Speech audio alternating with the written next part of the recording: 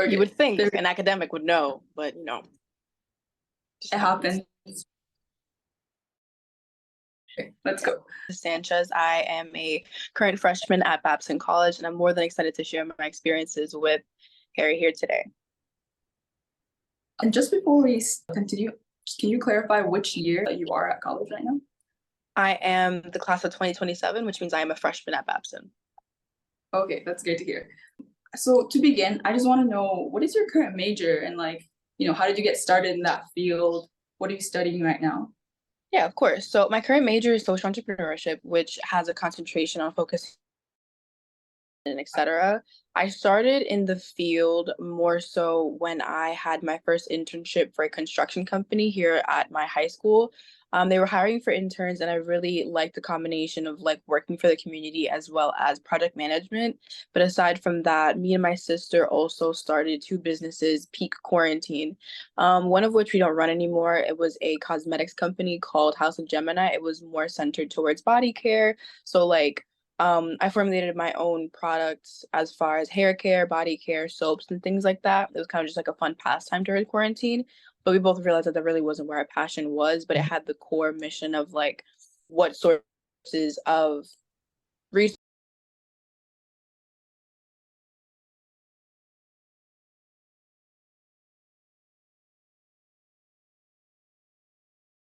Could you introduce yourself a little more? What is your current major? How did you get started pursuing this field? My current major is social entrepreneurship. This concentration has a focus on learning how to build career paths, like corporate social responsibility, environmental sustainability, nonprofits, international development, etc. In 2020, my sister and I started a cosmetics company, focusing on body care products, which we closed last year, and I started a separate home bakery catering to special occasions that I still intend to pursue in Wellesley once I gain a proper clientele and safe working environment. How has your experience at Babson been like so far? I've really enjoyed my experience thus far. The first semester I found it really easy to find and attend events I would enjoy, and find new ones I might be interested in, as long as you know how to stay connected online, through email lists, Instagram pages, and are comfortable meeting new people. I definitely agree there's mostly something for everyone. In your opinion, do you think there is anything that makes Babson stand out as a school? Despite the school population only being around for 1,000 or so, the diversity in every classroom makes every new conversation a really exciting experience. You never know where people might be from, because Babson students truly come from people all over the world. I've met people from Singapore, Sudan, Venezuela, Russia, and even locally as mass that travel to Babson. Let's talk a bit about being a uni student. What does your day-to-day plan look like? Last semester I had 8 o'clock a.m.s and 11:30 a.m. start times. Some days I had a block of time before my 1:15 classes, but I had them every day and was done by 3 p.m. The days I went to work off campus, I'm a part-time host at a restaurant. I had an hour or so to have lunch, do small work like sending emails or picking up mail, and then I had a short shift. Afterwards, I studied for my classes or did my readings or had nail appointments. I offer nail services on campus for pocket money, and it helps me engage with new people. How is your workload? For the classes I took, it was very manageable. First sem I took business analytics. Research writing, I satisfied my English requirements in high school, and human biotechnology along with FME. Each class gave assignments ahead of time, and it's truly up to you when you manage your time and get them done. The work you do or don't do in class definitely helps you outside of it.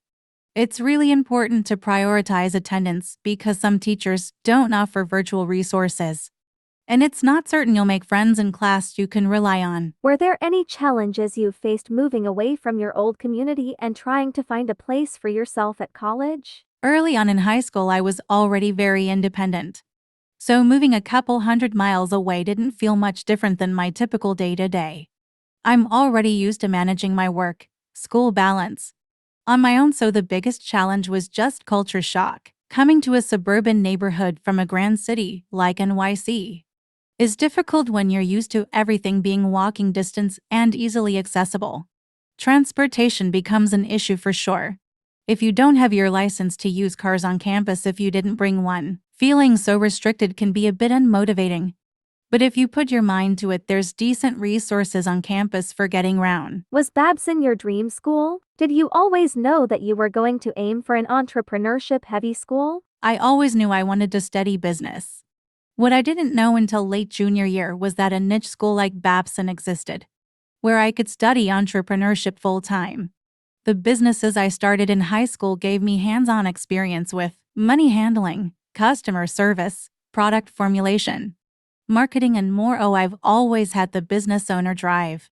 But I thought I'd have to climb the corporate ladder, focusing on experiences in finance or marketing before getting to a point where I could explore entrepreneurship full-time. But once I found Babson, I ran at full speed.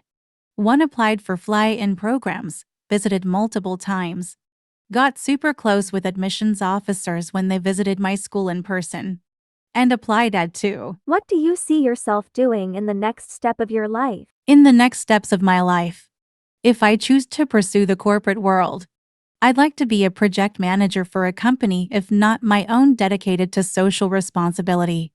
Whether it's women, people of color oriented may vary, but I want to focus my expertise on helping under-resourced individuals. If I commit to entrepreneurship full-time out of college, I still have some time to build that empire and gain experiences that will help me hone down what target audience I want to help, what problem I want to solve, and what solution I can offer. The majority of Babson's resources would help for the first option, but I hope to be very involved in the Institute for Social Innovation, where I can focus on the SECO/ND path. Last question. If you had to give your best piece of advice to a student in high school, what would it be? Stay up to date on the latest application information and compare that to your apps. I applied test optional to the majority of my schools the year it became popular for many schools to remove the requirement, and it allowed me to focus on heightening the rest of my application. Secondary education is changing so much as we speak.